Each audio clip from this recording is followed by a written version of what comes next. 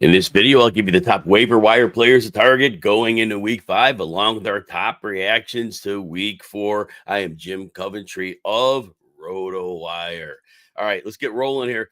Waiver wires. So quarterback, I did one this week, but look, I don't know. It's a hip pointer. It sounds like for Anthony Richardson. Maybe he plays next week. But that said, if he doesn't play Joe Flacco, you've got to get him rolling because you saw it immediately. The same guy we saw in Cleveland last year, much better offensive line in Indianapolis and Flacco had in Cleveland. Michael Pittman, Josh Downs, both were heavily used. We have running back Jonathan Taylor has a mild high ankle sprain, so sounds like he could be out. So this could be a really pass-heavy attack if Flacco has to play. And with that line, I'm really not even worried about any matchups that he has. But again, Richardson could be back. But that, if you're in a deeper league, I almost think you need to stash Flacco. Remember last year, Richardson got knocked out of 3 or 4 starts. He missed the rest of that season. Durability could be an issue. I know he made it through 3 games fine before this hip pointer, but Flacco as a stash even makes sense because you could see it. I mean, he goes 16 to 26. That wasn't a great percentage, but 168 yards, 2 touchdowns. And again, he came in relief and they were playing with a lead. So that kind of changed the equation. He didn't have to be very aggressive, yet he still put up good fantasy numbers. So yeah, Joe Flacco is somebody you definitely want to target, especially if you're in trouble at quarterback. And hey, a number of us are. Running backs, so like we always qualify this. There's different size leagues. Some of these guys are not going to be available. I get that. I'm going to go through a list of a number of them. They'll cycle down. So at some point, some of these guys will be available in most leagues. But look, there are people that could have dropped DeAndre Swift. I had that question asked to me by a lot of fantasy managers. I told them, hold him one more week. I said, he's getting targets. He's not a good runner, but he's getting targets. Well, he bounced back in a massive way against the Rams. Soft matchup, but it doesn't matter. DeAndre Swift got it done. He had a long touchdown run. He had another long run, was heavily involved as a receiver. He just goes off in that game. Now, he was on the bench for most of it, but if he had been dropped in a league, at least the Bears have invested in him. They're paying him a 3-year contract. They have every motivation to keep him on the field. And while we're talking about him, we talked about last week, we recommended Roschon Johnson to people because we noticed that with Swift struggling, Johnson runs hard and the Bears' interior line is really bad. But if you have a hard runner, you're going to get some yards that way, and Johnson was doing that. Well, Swift was at the point where if he had another bad game, and I'm talking about Swift and Johnson right now. So if Swift had another bad game at that point, Johnson could have maybe usurped a significant part of the role. But what we did see yesterday, back to Roschon Johnson, is he did supplant, it seems, Khalil Herbert for that second job. So we could see Roschon getting 7 to 8 touches a week. He did get the goal line touchdown yesterday. But again, but Swift's been dropped. Volume is there. The Bears are motivated to play him. He might still be bad, but again, fantasy football and running backs, the commodity. So, and then Roschon, like I said, definitely should have a role here, and that role could expand if Swift goes back to being awful. Another one, some people, again, may have dropped Chase Brown. He had 19 total touches in 3 games, and that might have been enough for people in shallow bench leagues to say, yeah, I need to move on. Well, we saw the explosiveness yesterday. Brown actually closed the snap gap a bit. It was the most snaps he played percentage-wise all season, and the touches were almost even. So the Bengals have to realize Zach Moss is playing fine. He's a good running back, and teams are playing the Bengals in a more of a deep shell to limit those explosive plays. Defense are giving them free yards on the ground. And the Bengals have been taking those yards, and it's smart for the running backs. But we see Brown is so much more explosive. And so when you're giving him that free space, he can make more happen. So again, if Brown was dumped in your league and he's available, he could continue to see significant work. He did find the end zone twice. He had 92 scrimmage yards. It's not going to be an every week thing, but he definitely is a player again if he was dropped. Javonte Williams could have been dropped in leagues because he was brutal to start the season. But he was another player like Swift where I told people, hold him because he's seen targets. And targets, there's value in those, right? Well, finally, out of nowhere, Javonte Williams has a good game. He comes up with 80 scrimmage yards, 77 of them on the ground, 19 carries. He still is seeing about 57% of the snaps. So he has distanced himself from Jaleel McLaughlin in terms of being on the field. And then Tyler Bidet had that back injury. They say he's going to be okay, but he was carried off on a board. So, he's a small change of pace guy anyway. So it might not be in line for him to get a whole lot of work, even if he does get back and healthy. Javonte seeing targets, not a high volume option, but the bye weeks are coming. Injuries are always hitting. If somebody dropped Javonte, pick him up. And then, of course, there's Kareem Hunt. And again, there are some leagues he may not have been picked up. If he wasn't, he looked washed last year, did not look washed yesterday. He comes in, he basically took the role right away from Carson Steele. Carson Steele was an afterthought. Matter of fact, P. Ryan had the second most touches. He had 5 carries. Well, Hunt, 16 carries, or 16 touches. 85 yards. He probably continues to play a volume role here until Pacheco comes back, unless Hunt, for some reason, goes back to looking really, really bad. Carson Steele, nice little player. Look, he's a fullback. Call him what you want. Say he's a little more than that, whatever. He's a fullback. And as soon as they had Hunt available, it was very clear he's their guy. So if you had Carson Steele, maybe get the 8 points last week and it was good enough for you. But if you invested heavily in him, I don't know that he's going to be much. I think P. Ryan's actually a better player across the board, but that's just me talking. Trey Sermon, if Jonathan Taylor, mild high ankle sprain is the word right now. Trey Sermon last year was like 4.6 yards per carry, did very little as a receiver, but he did see work in the end of the season. Very good offensive line. Overall, regardless who the quarterback is. If it's Anthony Richardson, that should open up a little more space for Sermon. But if it's Flacco, teams have to respect the pass quite a bit. So again, we all need running backs. And if you're in that situation, Trey Sermon definitely is a player you could take a look at. All right, Antonio Gibson is next. Gibson is averaging 9 touches per game for the Patriots. Now, in each of the last 2 games, that receiving role got cooking a little bit. 3 passes caught in each of the last 2 games, so that's better than the first 2 games when he wasn't really catching the ball. There's some PPR value now. Again, you're in a deeper league. You might need to flex them, because you need something during a bye week or with injuries. And if Ramondre Stevenson was to miss time, if he missed, again, Gibson would walk into a decent volume role. Look, he struggles with vision as a runner. He's a converted wide receiver when he played at Memphis in college. He never really made that full transition to understanding the nuance of the running back position. But if he gets volume, he's explosive. And if he hits a crease, the speed's real. So, again, Gibson is a nice player to add to your bench. And, again, Stevenson hasn't been the most durable player. He has 2 of the last 3 seasons with 5 games missed. He made it through last week when he got dinged up with the hand. But, again, it's a big running back, takes on a lot of contact. So check that out.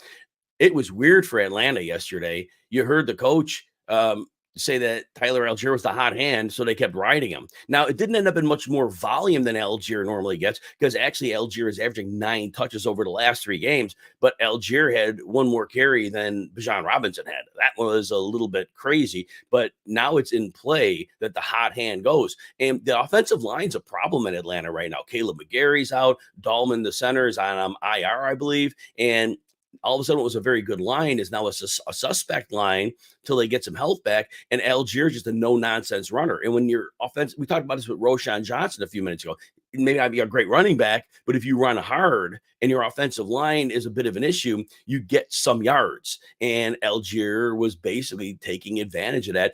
10 carries, 10 touches, I should say, 80 yards. Solid game. Algier's not doing that every week, but at least he's going to get some touches every week. And again, I keep saying this, there's value in touch running back position. We already talked about Roshan Johnson, but that's where I would have had him on the list, right ahead of Algier, probably right there. So yesterday, Tank Bigsby gets good workload. ETN suffered a shoulder injury, but he did come back in that game. You only get 4 screens at a time on YouTube TV. So, thanks. Not like the old days with DirecTV when I had 8 screens, and I always knew when everybody came back, and I write my articles during the Sunday night game, so I get everything out early for everybody. But I wasn't sure. I thought the report I read that ETN didn't come back, he did. But that said, Bigsby now has games with 7 and 12 carries. He has looked good when given the opportunity. He had a big opening on a long run yesterday, so there's that. But nonetheless, he's not the bust he was last year. And if he is forced at a time, he does look like he can actually play. Now, Dearness Johnson is getting some run as well, so be careful there. But Bigsby's a depth add. And then right now, until Marshawn Lloyd comes back, he had the preseason hammy, and then he had the ankle injury, went on IR. if Lloyd comes back, there is a second role here. And right now it's Emmanuel Wilson. If you want to make a speculative add of Marshawn Lloyd for when he comes back, which you would hope it would be sooner rather than later, we see Jacobs playing somewhere in the 60% range, 65 or so. So he's not playing like a full snap share. There are touches to be had in that backfield. Emmanuel Wilson had 8 carries. Last week he had 14 touches. So there is definitely a secondary role. And we talked about this in the offseason. Matt LaFleur likes to separate his backfield up, share the work a little bit. Jacobs is the clear lead, but there definitely is a secondary running back who's going to benefit. It's Emmanuel Wilson now. It's probably Marshawn Lloyd when he gets back. So either way, kind of prepare that for your fantasy waivers if you need to look there. And you never know with a head injury. I hope Austin Eckler's fine. I hope he comes back, for the next game, and hopefully he's all fine. We don't want anybody hurt. Never like that. But if Eckler misses time, Jeremy McNichols could have some short-term value. He mixed in. He was the number 2. He did have 9 touches. Cardinals, it was a blowout. He got more work late. He did get a couple touchdowns, but he did look good. Jeremy, he looked good. And so they're going to split that backfield too. So if McNichols has to play again, if Eckler misses time, McNichols could be a stopgap. There's 4 teams on bye this week, so it could hit you already. The bye week gauntlet is beginning. Hey, if you enjoy videos like this, please consider hitting the like button and subscribe to the RotoWire Fantasy Football channel on YouTube. Also, you can check out all of our fantasy football content and rankings by getting a free 2-day trial. No credit card needed. Head on over to rotowire.com/Jim. You can check out all of our content. Wide receivers. So Christian Watson appears to be a high ankle sprain. We not a doctor here. Don't know how severe it is. You would guess it's going to be multiple weeks. You would guess 4-ish. All Dontavian Wicks needed was an opportunity to go in the lineup. We knew that. If either Dobbs or Reed or Watson went out, Wicks would become a player who should be in lineups. Some people dropped Wicks because of the Malik Willis time, where they knew the passing game would not be quite what it was. Well, ended up better than we thought. But if Wicks was dumped into the waiver wire and still not picked up yet, right now he's a high priority add, because if Watson misses a month, Wicks could be in that top 30 and maybe even a little better. That top 30 wide receiver range. So he's a good player. He's a very good route runner. He has good hands. He's physical. Just has a good understanding of the offense. So yeah, Wicks is a priority add now that we know Watson has a high ankle sprain, because it would be a very good boost to your fantasy lineup. Ray McLeod. So this is weird. They are running 3 receiver sets in Atlanta almost full time. Like McLeod, since week one was less. He's seeing like 95% of the snaps in weeks 2, 3, and 4. Kyle Pitts is playing up to 60% of the snaps. So they're not even, it's weird, but they are going 3 receiver heavy. And of course, Zach Robinson comes from the Sean McVay tree, which is 3 receiver heavy. And so that part makes sense. I just thought they might have used Pitts more as a wide receiver, because he really is a supersized wide receiver. You don't have to, just because he's labeled tight end, say you're a tight end, but they haven't gone that route. And look, the slot is always very valuable in these McVay style offenses when they run that way. So McLeod is at least 42 yards in 3 or 4 games. It's 42 yards, but it's 42 yards. It's not bad. It's not like he's getting 80 yards a week, but the fact he's getting targets, and you see with the Falcons now with that offensive line dinged up, Cousins is going to be under pressure. What's one of the first things you do when you're under pressure? You find your hot read. Well, Ray McLeod is often that, but he's also schemed up into the regular plays too. It's not like he's only that. They found a role for him, and I know he's been a kick returner most of his career, but he showed some flashes when he was on the field at times with the 49ers, even last year. So, yeah, and you're in a PPR league, McLeod could be a useful bench stash. And again, when you need to sub somebody in, he's viable. He's got a decent floor. Xavier Legette. So Andy Dalton comes in, and now we got a professional quarterback. Might not be a superstar, but first game, Legette goes 2 for 42. All right, fine enough. This week, 66 yards and a touchdown. Adam Thielen's on the IR with a hammy. The more Legette gets entrenched here as the legit number 2, it's going to be really hard to move him out. First round draft pick, if he is producing, do you really see them saying, you know what, we're going back to Adam Thielen? I know Adam Thielen plays a slot. I get that. I get all that. And Mingo's playing snaps. But in terms of the targets, because with Bryce Young, Adam Thielen was seeing a lot of targets. But I think with Andy Dalton will throw to those outside receivers, obviously. Deontay Johnson getting a ton of work. But don't sleep on Xavier Legette, because this is a great opportunity for him. Because Andy Dalton, he'll stare down pressure too, but that offensive line is better than we thought. It's a good line. Josh Downs, again, Richardson could be back next week. I still think Downs has value with Richardson, though. And I know Richardson throws too many passes at the same speed. Like I saw him like throw this like short pass, like he was throwing a bullet. And it was like, oh my gosh, what are you doing, dude? But it is what it is. But Josh Downs is a very good slot receiver. He has deep speed from the slot. He should have usefulness, but again, any game Joe Flacco plays, it's a real upgrade for Josh Downs. You saw that 8 for 82 and a touchdown. So Josh Downs is a very good player. He needs some quarterback play. We're not sure what Richardson offers, but again, if Downs is out there, he's somebody definitely worth looking at. And again, I would be easily starting him as a flex if Joe Flacco's in at quarterback. All right. Mike Williams of the Jets, we've seen his opportunities increase. The snaps have been decent the last couple, but the targets are getting there now. He returned from the ACL and average in the last 2 games, 3.5 catches, 50 yards. And yesterday was a rain-soaked game. It was one of those weird games. And so all that said, Mike Williams is probably emerging as the number 2 option in this offense, and they're going to throw. And look, Allen Lazard's involved too. He plays a lot of slot, and we called him yesterday as having a good game because he'd be the hot read, running like 38% slot for Lazard back to him. But it worked out because Denver did bring pressure in. Well, he had to get rid of the ball, and Lazard ended up getting like 8 targets in that game. Greg Dortch, bring him up most weeks. Averaging 5 targets. He has at least 35 yards in 3 or 4 games. Not quite Ray McLeod. Ray McLeod's a little more productive. But if you pigeonhole a game where Arizona is going to probably be under a lot of pressure, I talk about the hot read out of the slot. Well, that's Greg Dortch. And Greg Dortch is seeing plenty of snaps. And that would be a good role for him. Again, in a game where they're going to get some pressure. Raiders, Trey Tucker. So Trey Tucker, last week I said not to buy him because he come up to 7 for 96 and a touchdown. But we said it's a low volume passing attack, but Devontae Adams was healthy. So you got Adams, Bowers, Myers, and then Tucker is the 4th read in the low passing offense. You can't do that. But then Devontae Adams gets a midweek hamstring injury, and now he's out maybe for some extended time. It's a big difference now. Adams could draw a 30% target share, but you take that out of the mix, it's no longer Tucker just goes from number 4 to number 3. Now it's like there's more pie to go around. It's not like Jacoby Myers is going to command so many more targets than Trey Tucker. He may get more targets, but it's not like the Devontae Adams situation where it has to go his way.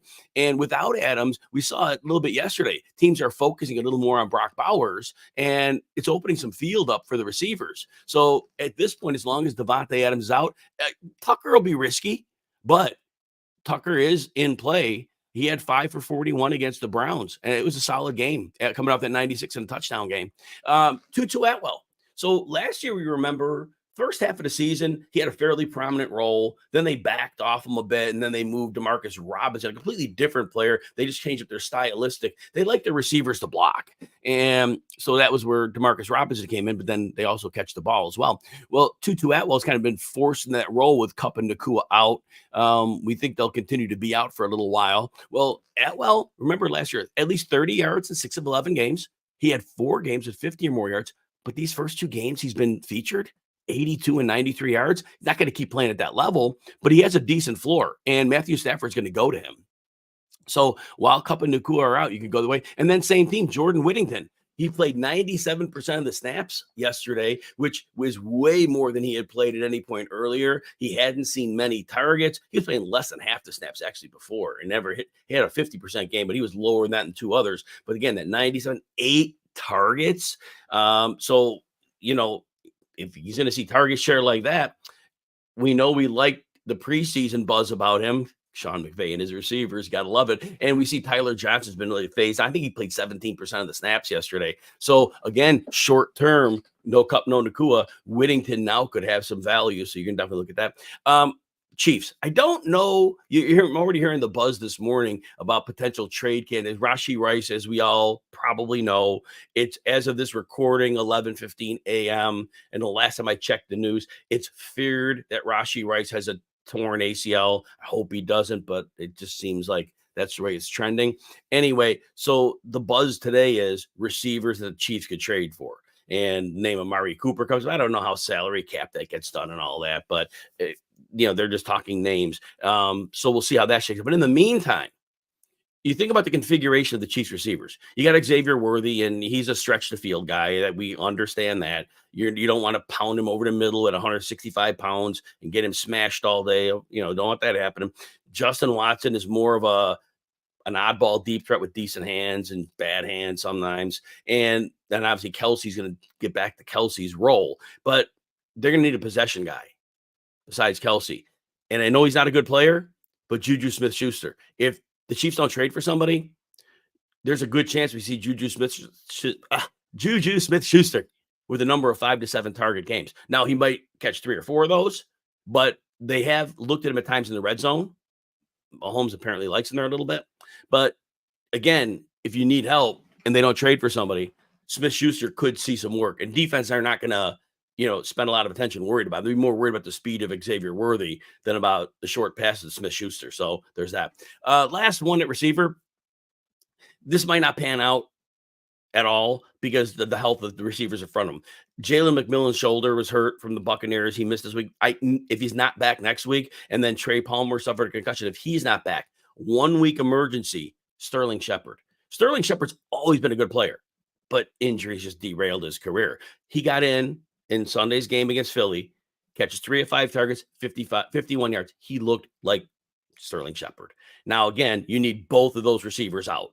And if they're not out, then Sterling Shepard's not going to see enough work. But if they're out and you're in a pinch, you definitely could look at Sterling Shepard. And then tight ends. So Tyler Conklin had the good game in week 3, and they only had 17 yards this week. But remember, he has 14 targets over the last 2 games. It was a terrible weather game in New York. And so he caught 4 for 17, which 4 for 17 in today's tight ends landscape, you're really not going to sneeze at that. But Conklin's getting targets now. And the Jets are, they're looking to that middle of the field. So Tyler Conklin, if you're really hurting a tight end, you definitely can make a play for him. Hint, hint, Mark Andrews investors, right? Speaking of Mark Andrews, Lamar Jackson's thrown 33 passes in 2 weeks. There's just nothing over it. Zay Flowers has done nothing last 2 weeks. One for 20 maybe yesterday, but it was nothing. There's nothing. Matter of fact, of the 18 passes that Lamar Jackson threw, 9 of those were to running backs. It was like 6 to Justice Hill and 3 to Derrick Henry. There's that. 9 of 18 passes to the running backs. Nothing's left. There's nothing left. Shared among everybody. Not so good. Anyway, Cade Otton. Cade Otton, super slow start, but the last 2 weeks, not super slow.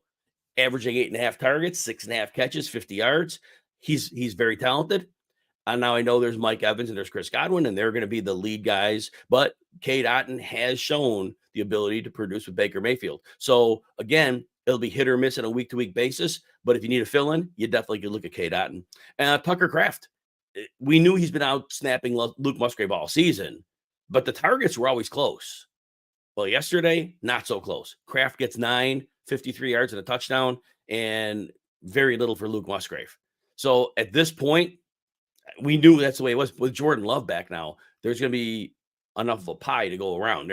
For the tight end, Kraft's not going to get big targets every week, but he definitely now, one of those tight ends is going to be on the top 15 fringe. And I have to say right now, easily, and you knew this, Tucker Kraft. Colby Parkinson, PPR leagues, he's not going to have much of a ceiling, but he has at least 5 targets and 3 catches in 3 or 4 games. So there's that. And then if Tanner Hudson continues to miss time in Cincinnati, Eric All's not getting you a lot of yardage, but he's gotten 4 catches in 3 straight weeks. Now he's caught all 12 targets, so the likelihood of that continuing is super small. But again, sometimes we're going to pinch a tight end, and there you have it. Let's go through some reactions. So Packers and the Vikings, crazy game. The Vikings came out and just really whooped them up. The defense is real. Now, Jordan Love was a little compromised with his physical ability. Knee isn't quite right. Did great, for fantasy. But, yeah, it was problematic. The defense, what you have to do against the Vikings, you need second reaction throws. and Love's knee wasn't at the point where I think he could make those plays consistently. Again, the garbage time was beautiful. And next time they play, Jordan Love will be fine. But yeah, overall, the Vikings defense, well coached. They brought in pieces that fit their defensive scheme, and they are a good unit. And then, of course, offensively, you just can't say enough for the entire offense here.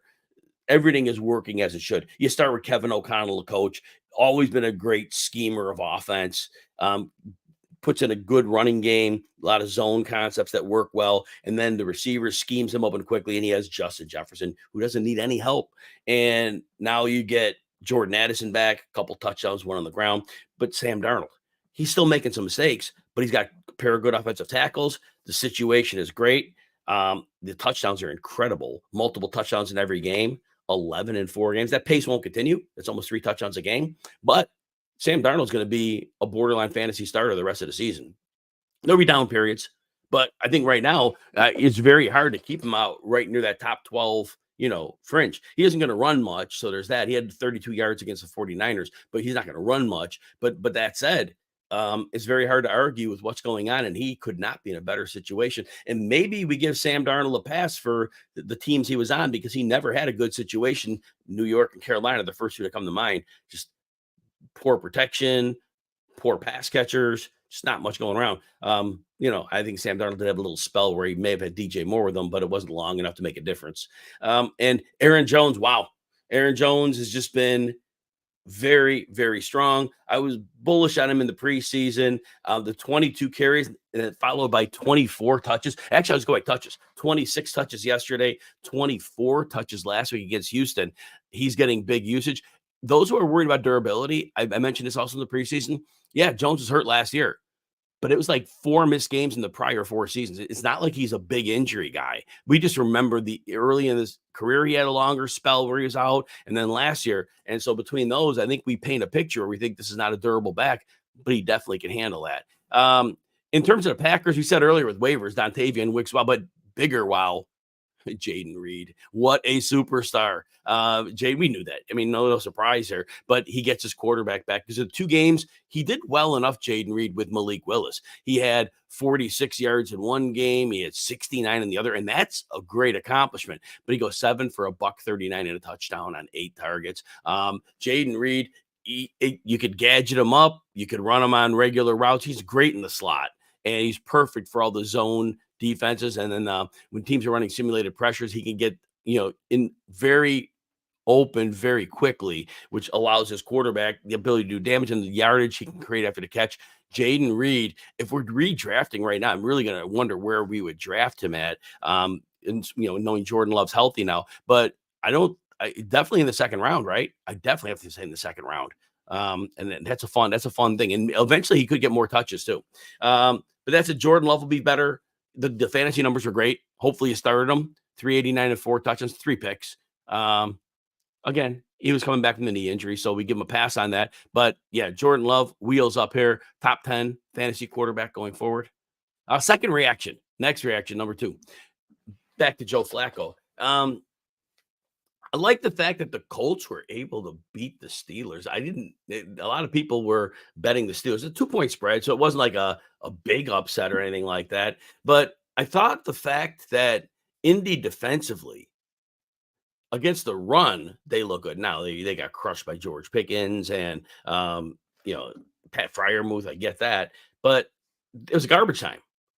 The Colts had a bigger lead in this game, and so there was that. But I don't want to go back into Joe Flacco because I went over him in the waiver section. But Michael Pittman, again, he has a quarterback that's delivering the ball on time, leading him into traffic where he can run, and he goes 6 for $113. And he had less than 90 yards on the season coming into this game. He had 11 catches, but this game 6 for 113. So we know what Michael Pittman can be. And I know it's a 1-game sample and all that, but it is very fair to say, well, right now Anthony Richardson's limiting Pittman. But if Flacco's in there, I think you go back to treating Pittman as a wide receiver too. But I don't know if he's going to play this week. I don't even know if Richardson could be fine this week. So just understand that. Same thing with Josh Downs, like I said earlier, and I'm going to cover it on waivers on him. So no need to regurgitate all of that again. But really, nobody else was a factor. Alec Pierce 1 for 9. A.D. Mitchell, 3 targets, didn't catch any of them. I think he used on a running play at one point in that game. Drew Ogletree caught a 15-yard touchdown, but that was the only tight end target that was thrown. It was like 9 targets to Pittman, 9 to Downs, and that was the way mostly Joe Flacco played it. Richardson threw 4 pass attempts in his time in the game. So it's just very encouraging. But again, I don't know how much Flacco we get. In terms of the Steelers, for fantasy, you loved it. If you started Justin Fields, it worked out great. Throws for 300, runs for 55 and 2 touchdowns. But again, it was garbage. I mean, you're glad. But the reason you can't count on that is the Steelers defense doesn't usually give them a lot of garbage time. Normally, they keep the games close. The Steelers can remain very, very conservative. And so there's that. But that allowed George Pickens to have the big game and Freiermuth to finally find the end zone. And, I mentioned this on last night's show too, but if you're rostering George Pickens, we know he's a star, but this offense is going to limit him. This is a great sell moment on George Pickens because people will see the game and say, that's who we know he is. But I think Justin Fields is not going to be able to produce that level of volume with him and that level of production. So I think if you could sell Pickens and get a fair return for it, Pickens just needs a better quarterback. That's really what he needs. But Justin Fields is winning games other than yesterday.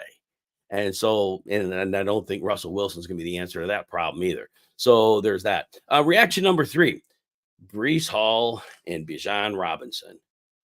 Obviously, we drafted them high with Christian McCaffrey, but it really hasn't been a great start to the season. Certainly not what we thought. Braylon Allen has been realistically more productive in the last 2 weeks. Now, Breece Hall found the end zone last week, so there was that. And it's basically a 70-30 split on snaps. But Breece Hall yesterday, 10 for 4 on the ground, 2 for 14 through the air, while Braylon Allen goes 8 for 34. And I know I talk about the change of pace running back all the time and the advantages they have. But Breece Hall, he's not getting anything going. He had one game, week 2 against Tennessee, where he hit 4 yards per carry. And it wasn't much more, 14 for 62. He hasn't had 4 yards per carry in any of the other 3 games. That's a real problem. Now he's catching passes, scored touchdowns in 3 of 4. So he's not crushing fantasy managers other than yesterday, which he did.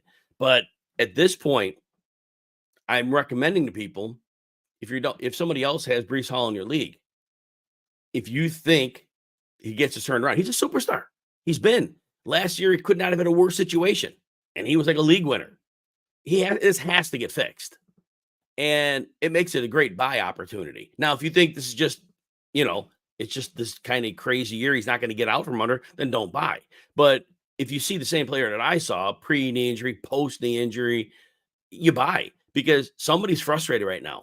They know that there's been no ceiling through 4 games. It's going to be enough of a sample where somebody's going to be frustrated. Throw out an offer, see what you can do, which might pry him loose. But Braylon Allen now, he's really it's double-digit touches. 9, and a 12, right around double digits. So he has a very much carved out role at this point. And we're not seeing heavy usage out of Breece Hall. Now he's had some targets to get him here, but he had 12 touches yesterday, 20 touches. Again, good, but not what we were thinking 25, 27 from him. And then he had 21 touches against Tennessee. So the touches haven't been where we want them. And then there's the Bijan Robinson. We talked earlier about how Tyler Algier came in and he was like the change up. And he was hot, so he continued to keep rolling here. But realistically, Bijan Robinson, 7 for 28 on the ground. All right, 4 yards per carry. Not going to go crazy there. But last week against Kansas City, 16 for 31. He had an 18 for 68 against Pittsburgh. That wasn't 4 yards per carry. Philly, he did fine. But, even he's had a couple receiving games in the 20s, which is fine. But he hasn't found the end zone but once. And he had one called back, I believe, yesterday. But that said, Falcons are still trying to find themselves offensively. Bijan Robinson is another potential buy. Don't know if the investor's going to sell, but we do see him break a place. The offensive line's banged up. We know that. But this will pop for him because you see it when he's carrying the ball and he makes, but you see the we all know the ability, but it's not like he's lost that. It's just kind of been situational. So, yeah, I would buy him, Bijan, as well. Reaction number 4, back to the Chiefs. We talked a little bit in the waiver wire show, so I won't go crazy in this either. Patrick Mahomes, though. Patrick Mahomes, in 5 of his last regular season, 9 games last year, he didn't surpass 20 fantasy points. He was a quarterback 2 in the second half of last season. It hasn't changed this year. He does not have a 21-point fantasy game in 4 outings. And people draft him as the 1, 2, or 3 quarterback, somewhere in that range in your league. Patrick Mahomes is not a starting fantasy football quarterback. He's the best quarterback there is in the NFL, and he's winning games 4-0. They're going to make the playoffs, and if they get some receiver help, even if they don't, they might win another Super Bowl. But Patrick Mahomes, right now, he's very difficult to start unless you have no other option. But right now for fantasy, I mean, look at this: 245 and a touchdown yesterday. Playing Los Angeles. The prior week, 217 and 2 touchdowns with a pick. Not running for a lot of yardage. He had a 29-yard game in week 2, but he hasn't had more than 17 yards in any other game. So there's that. He had that 151-yard clunker against Cincinnati. So, and he has 2 games with 1 touchdown. So right now, Patrick Mahomes, not a viable fantasy option in 1 quarterback leagues, again, unless you're desperate, but he's not a quarterback 1. And that's the biggest deal. And then we said earlier that backfield now, it does look like it's Kareem Hunt, but we went over that in the waiver wire section, so we don't need to do that. But Travis Kelce, though. So when I had mentioned on my start sit show yesterday that Travis Kelce was giving up some of his normal routes and Rashee Rice was getting them. Found that really interesting because you like Kelce routes. Well, Rice goes down with the knee, and Kelce starts getting his regular workload. 9 targets, which on the season, in the first 3 games, he only had 12 targets. And in the first 3 games, he had 69 yards. Well, he has 89 in this game. So he's going to be relied upon because Patrick Mahomes has very little else right now. You got the speedster Worthy, but that's not going to be consistent. So Kelce's going to be forced into a volume role here. And based on the first 3 games, I still think you might have a chance to buy because somebody's going to be like, oh, man, all right, let's get rid of him while we can because he had this good game. I think it has to continue. I think there's no option here. And then the last one, are the Commanders for real? The Commanders, they whooped Arizona. They beat Cincinnati last week. Now, here's what we got to point out. And I'm going to give kudos to, first of all, to the Commanders. Jaden Daniels completing almost all of his passes. I mean, it's insane. His worst completion game was week 1, 17-24. And that was not bad. But 23-29 against the Giants, 21-23 against Cincinnati. And he started airing it out too. So it wasn't just all the short stuff. And then yesterday, again, a few more downfield passes, 26 of 30. Completion percentages through the roof. They're running a lot of 2 tight end sets. Cliff Kingsbury, give him some credit. He's doing a nice job integrating the run game well. Terry McLaurin's got going in the last 2 games. So all that said, it's a great start to the season for Jaden Daniels and for his Commanders teammates. We do have to question the schedule. Week 1 is at Tampa Bay. That was the toughest game they had. And in that game, Jaden Daniels ran for 2 touchdowns in garbage time, so he becomes here for fantasy. But they played the Giants, 226, no touchdowns. And then Cincinnati, they might be the worst defense in the league, very simply. And Daniels did it, though. You give him credit. You give the man full credit. He took advantage. Arizona. Look, we went into the season saying Arizona is a joke on defense, and that hasn't changed. They have no elite pass rushers. They have no above-average cover guys, in my opinion. A couple might border average. It's not a good defense at all. And then once things went sideways for them, adversity, they had nothing. Take nothing away from the Commanders. They're winning the games they can win. They're playing against their opponents to take advantage of it. All the credit goes to them. And the schedule might not be as bad as we think. Now, all of a sudden, they're going to play Dallas, I think, in the near future, and Dallas could be without their top edge rushers. Lawrence and Parsons are both potentially multi-week injuries, and Philadelphia is not a great defense. So you even go through their division. They have 5 more games in their division. This might not be bad games for them. So maybe the Commanders will have a few games where they face really tough defenses. But they may have more games than you think against beatable defenses. And if Daniels continues to grow in this, I still have my preseason concern on why I didn't draft him, though. He got down yesterday a little bit, which is better, but he's still taking too many hits. And he is a small-framed guy.